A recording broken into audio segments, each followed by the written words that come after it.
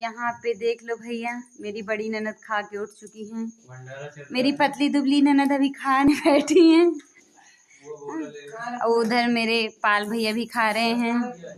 ये मेरी स्वीट सी ननद रानी जो कि देखो मुस्कान जैसे मुस्कान। एक गाना है दीदी ना मुस्की वाले पे, कौन सा गाना है? कि पिया जी की मुस्की हमरा लागे लाभ जोड़ रे। ये कौन है? ये मेरी मुस्कान है जो कि छोटा मोटा भंडारा थाम लेती है। देखो सबको गर्मा गर्म पूड़ी खिला के ये मेरा बेटा है, मेरी जान, और मैं हूँ जान की मम्मी। मेरी ननद को देख लो, दीदी टुनटुन दीदी। कसम से दीदी तू टुनटुन लागत।